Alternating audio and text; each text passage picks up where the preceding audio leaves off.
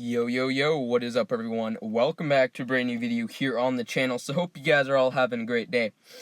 So I want to talk about a subject that a lot of people don't really know if it's possible. You know, you hear people say, oh, I got the Mythic free to play, and then you have a ton of people in LC.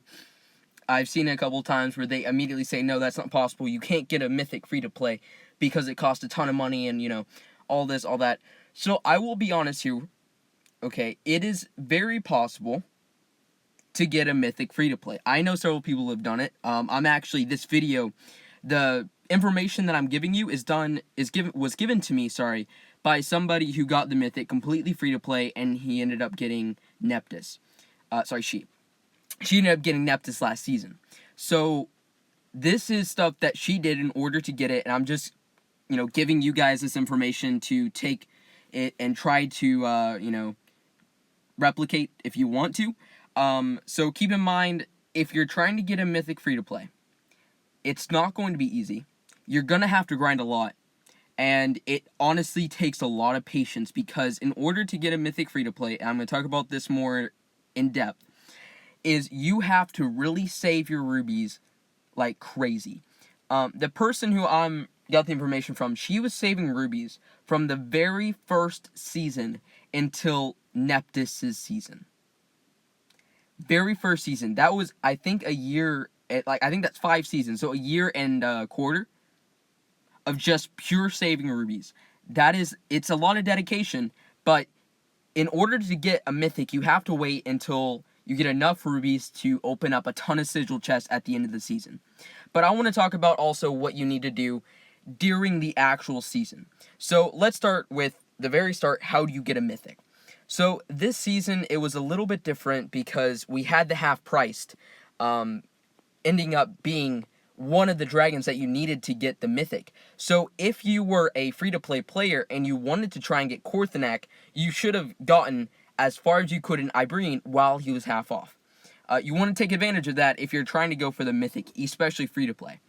And so for last season, I'm gonna stick with last season because it's Neptus, but you had to get 3 full-priced dragons, which each cost 25 sigils. So it was 75 sigils to get access to Neptus's line. Then you needed further 3.5k. So it was 78.5 thousand sigils to get the Mythic. That's a lot of freaking sigils.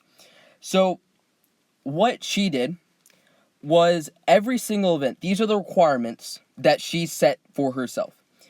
If you want to try and get the Mythic, and also keep in mind, for those who are curious, the other people that I know I think about 5 people or so, 4 or 5 people who actually got a Mythic free-to-play. Some of them got Moonfang. Actually, I think 3 of them got Moonfang, 1 of them got Neptus, and then 1 actually got Korthanak this season. Those guys, though, were all in Diamond. This lady, I guess, I'm actually not sure her age. I'm going to assume older, because that's what most people are older. This person was actually in Platinum. So I think that's a little bit more of a, you know, you guys can relate a little bit more, because I know most of my viewers are in Platinum or Sapphire. So, yeah, because the difference in sigils and Diamond that you get, because a lot of teams, you know, will get the final team achievement and the team ranking points, is ridiculous. So, anyway, okay, so every single event, she said you have to get up to this price tier, no matter what. The reason why is because if you get to the 450, and the reason why this one in particular is because you always want to get to the 450 sigil or a 425 sigil prize achievement. Then you stop. Do not go any farther, but always get to that one, because it is the most sigil efficient for the resources that you use.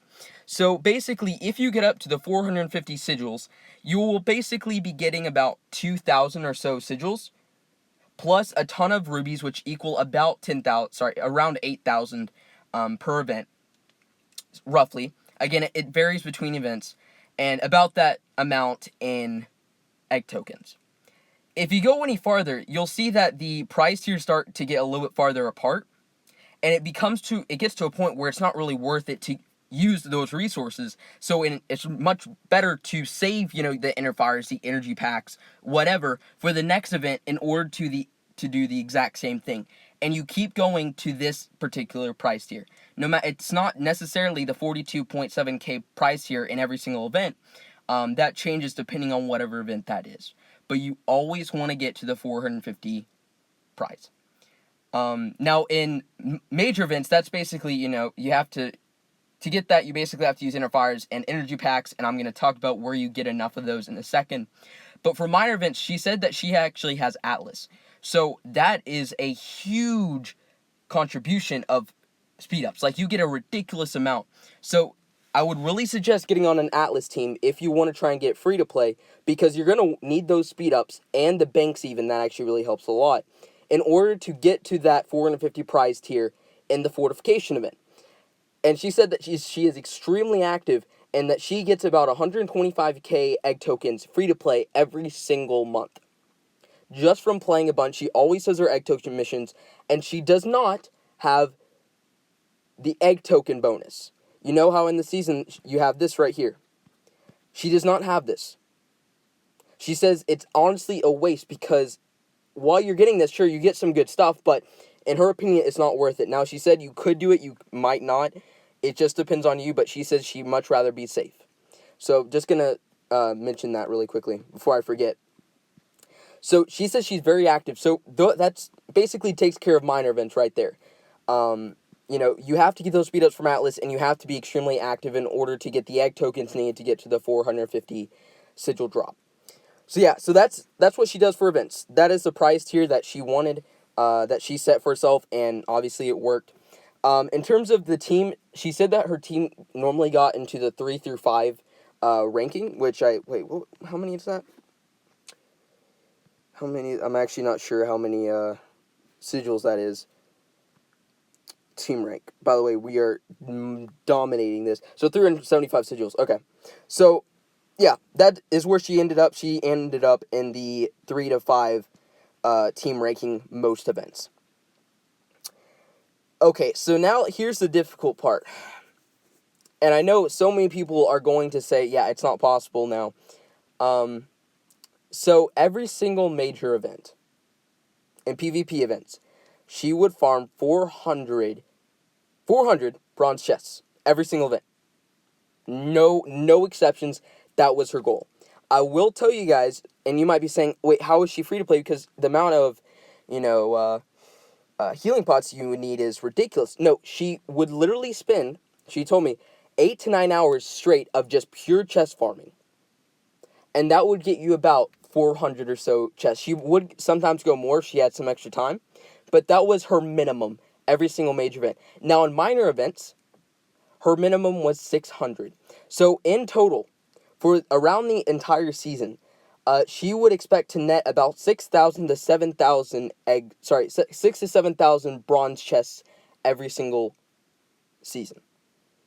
That was her goal. And thinking about it in like rough estimates, she always said to open up the bronze chests during major events.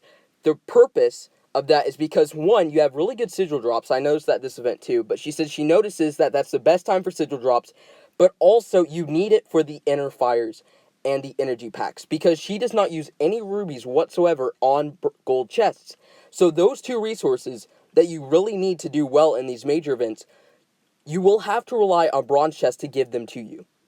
So open up all the bronze chests in the major events in order to get the resources that you need to get to that 450 sigil achievement. But that's a lot of freaking grinding, guys. She said without doing that, you don't really get the resources that you need. She said that's the happy place that she's found. So yeah, that's a lot of grinding. It really is. Now she did mention that during that 8 or 9 hours of just pure grinding, she did watch my videos. She's watched all of them. So just gonna say, I picked her because I think that you guys should do that too. You know what I'm saying? Watch all my videos because they're obviously so professional. But yeah, so anyway, it's a lot of grinding, but in the end result, you get a mythic for free to play, and you can, it's pretty freaking nice to be able to say that. But that stuff alone is not enough. So I told you that she had been saving rubies from fast most of the season. That was the first season in fall, I believe, of 2016. And so she had about 250,000 rubies saved up free to play. She ended up using about 200,000 of those on pure sigil chests. Not gold chests, but sigil chests at the end of the season. So it's a lot of saving. Again, that was a year and, I think a year and 3 months worth of saving. But in the end result, she ended up getting Neptus, which is by far the best mythic that we've had so far. Hands down, I don't care what you say. 100% the best mythic that we've had so far. For free. Quote unquote. Because the amount of grinding that she had to do was absolutely insane. But if you're dedicated to this game, I'm just going to put it out there. It is possible for you guys to do that. That's like the formula that she used. Again, if you're in Diamond, you can take out, a lot of those rubies, because the amount of sigils that you get in Diamond is ridiculous. It's like a minimum of 875 per event. A minimum of that. So it's kind of ridiculous, the amount of sigils that you can get from it. So just being in Diamond, even in Sapphire, if you go up in leagues, the more you go up in leagues, the less amount of rubies that you will need. So if you're like a level, let's say 200 free to play, and you're trying to get a mythic, you might only have to spend like 125k or 150 in sigil chests if you're on a Diamond team, And some Diamond teams will accept level, 150s, 200s, if you're active enough, if you're dedicated enough. So yeah, you never know. But yeah, hopefully this helped you guys out, kind of understand the purpose and the reasoning behind all these requirements that she's put. Again, massive shout out. She did not want me to say, I'll say Angel because there's a lot of Angels. But anyway, massive shout out to her. Again, I'm not personally completely free to play. You know what I'm saying? There's a running joke that I am 100% not. So I don't really know all this stuff, but it's good to know kind of the rough estimate of what you'll need in order to get it. So yeah, hopefully you guys found this useful. Let me know down in the comments if you did, and